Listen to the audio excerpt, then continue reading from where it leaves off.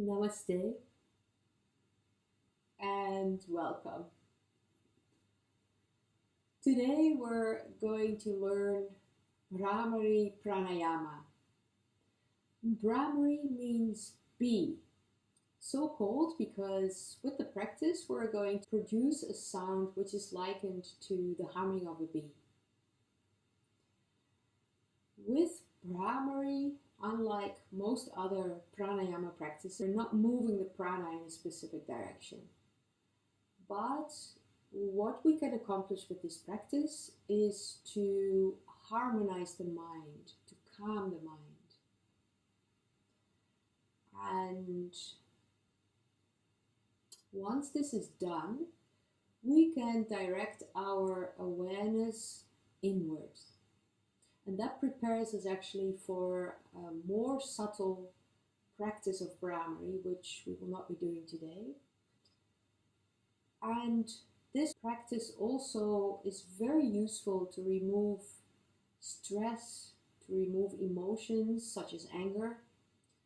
And it can be used with children as well who have like anger management issues.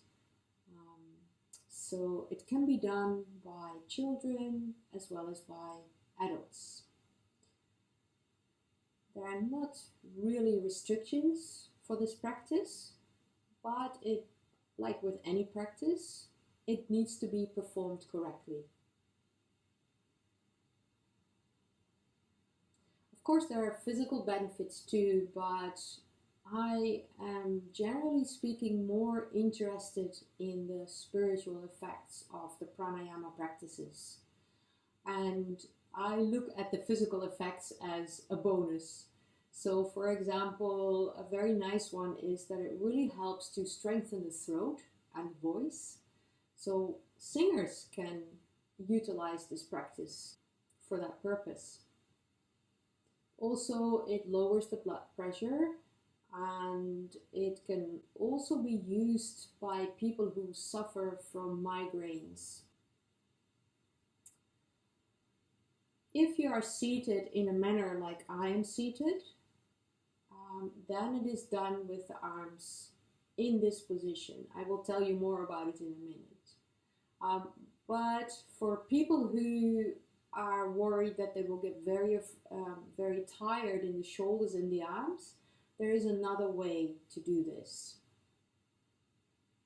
which I will show you now. One way to not put any stress on the arms is to go in a squatting position, but you have to make a roll of like a thick blanket. This is actually not quite high enough, but I'm just using it to demonstrate the idea. So you have to be able to squat actually, otherwise this creates other kinds of stress. Now, as you can see in this position, you can lean the elbows on the knees. And for Bhramari practice, the ears need to be closed. So in this position, you can, for instance, with the outside parts of the thumbs, you can close the ears. Or you can use the index fingers and press those lightly. If you sit in this way, you want to sit high enough so that your spine can remain straight. Otherwise, you're going to be hunched over, and this will not facilitate deep breathing at all for this practice. The bolster, the rolled up blanket, it needs to be high enough also because your perineum should be resting on it. And the perineum, that is more or less the part between the anus and the sexual organs. And when there is a light pressure on that point, it stimulates the root chakra, which is very helpful with any kind of practice. Alright, so I'll remove this now. And we'll continue the explanation with a thin cushion or no cushion at all. I like it for a little bit of comfort because my yoga mat is extremely thin. Alright, so you can either sit in Padmasana, in Siddha Yoni Asana, or in Siddhasana. These are the most appropriate positions for actually more or less any kind of pranayama practice. Okay, so I'm sitting in the most simple version of Siddha Yoni Asana. And then, as I mentioned before, for this practice, we will close the ears. So what you will be doing is you will more or less have your upper arms parallel to the floor, and then with your index fingers you lightly press against those little bits of the ears that will close off the outer ears. So a light pressure, just enough to stop any sounds from outside. And that really helps you to bring your focus on the inside. You're going to make a sound which is similar to a humming bee. So on the out breath, with the mouth closed, you're going to make sound. And the reason why we want to close the ears while we do this, for you to be able to feel the vibrations of the humming inside your head, and particularly inside the brain.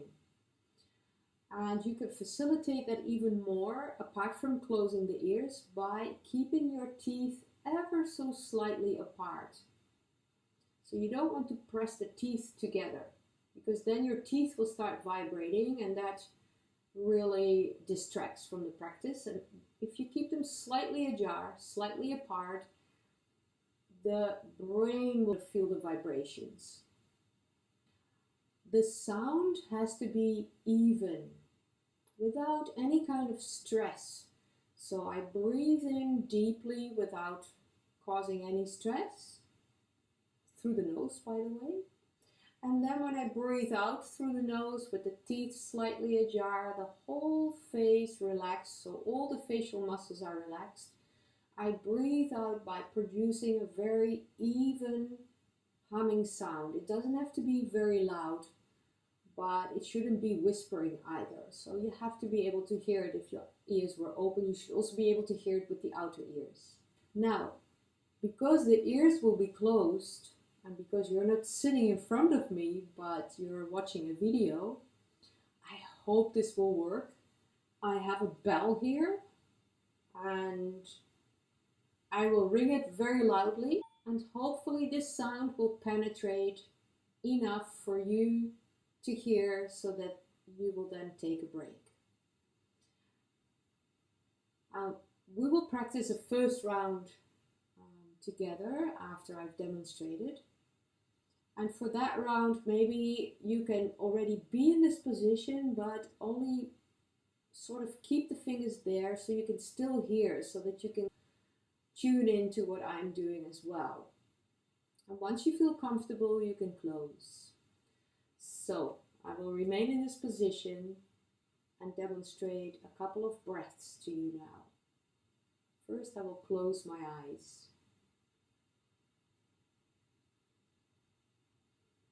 And I will start by breathing in slowly and as deeply as I can without any stress.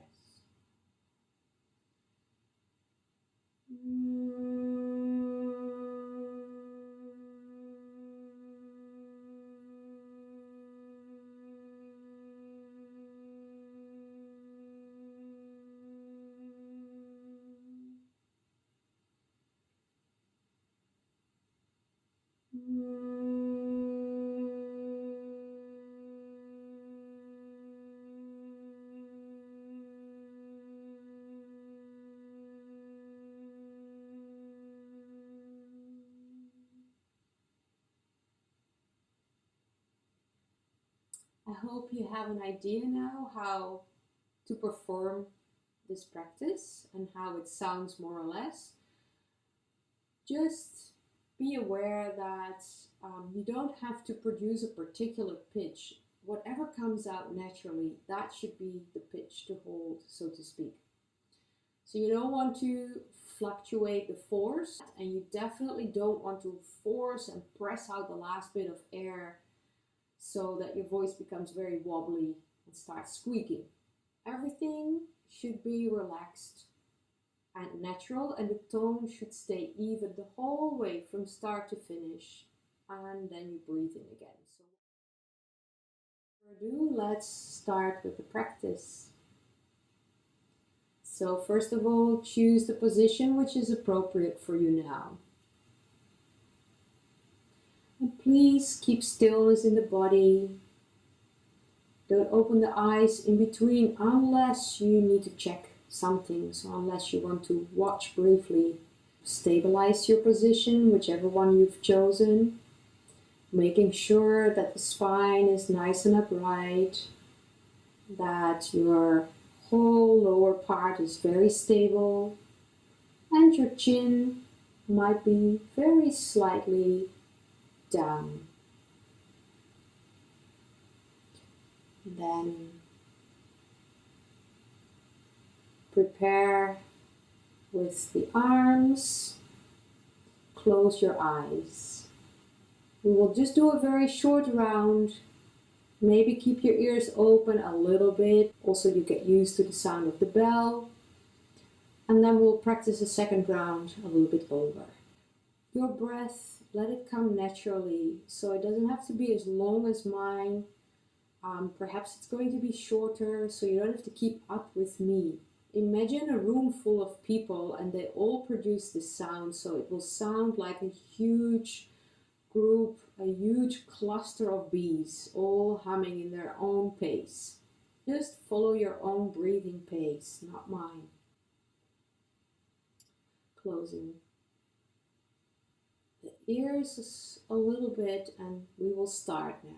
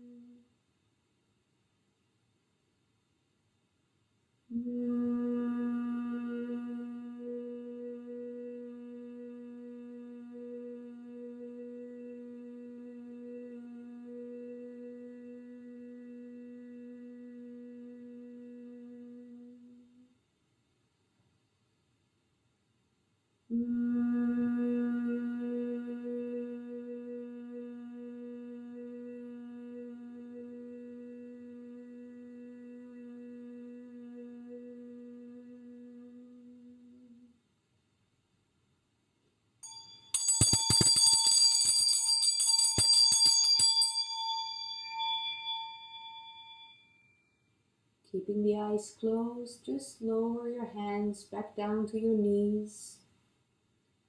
You can keep the palms upright, index fingers and thumbs joined. And just sit quietly, breathing naturally, following your natural breathing pattern in and out.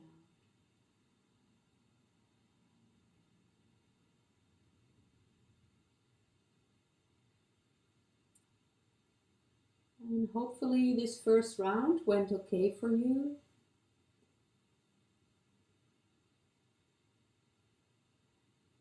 Did you remember to keep your teeth slightly ajar? We'll start the second round, the second and last round of this practice today. And so let me remind you, the spine is upright, the breathing nice and deep and relaxed. And try to relax the shoulders without dropping the elbows, because now we're going to do a longer round. And this time, really close off the ears if you're comfortable with that. And hopefully you will hear the bell. All right, so let's get ready. Closing off the ears now, we'll start.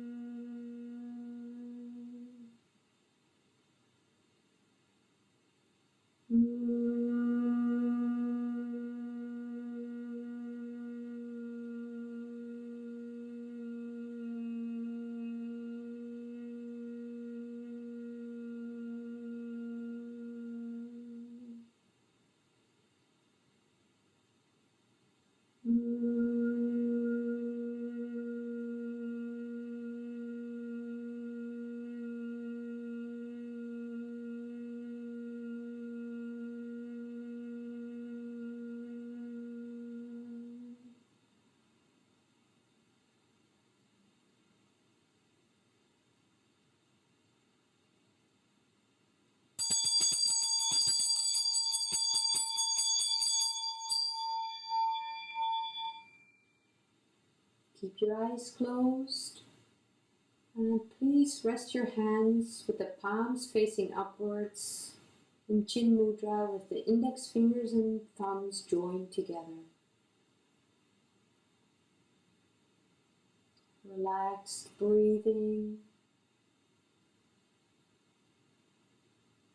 And we will remain like this for a couple of minutes now in stillness and silence. And just observe.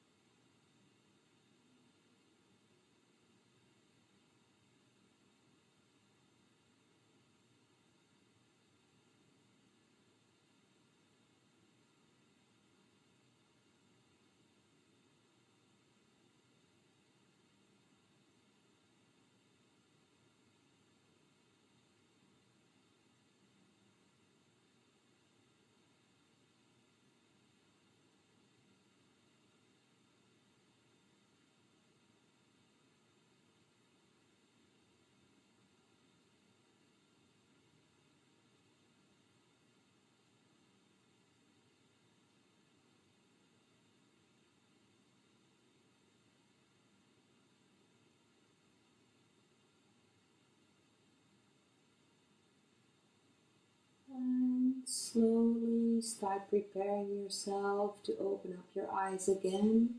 And for that, we're going to wrap the palms of our hands together vigorously to create heat and energy. And then place the palms of your hands over your closed eyes.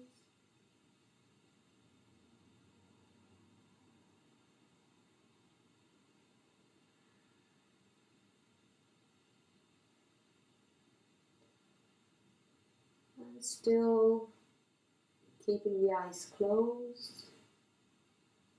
Move the palms of your hands a little bit away now. And in that space, just gently open your eyes, look into the palms of your hands, and then lower your hands down to your knees again.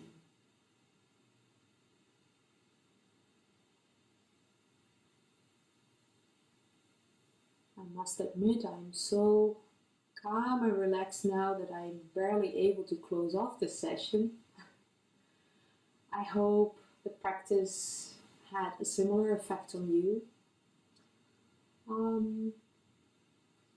You can practice this actually anytime, practically anywhere, but ideally, the best times to practice are very early in the morning when there is that beautiful stillness in the atmosphere.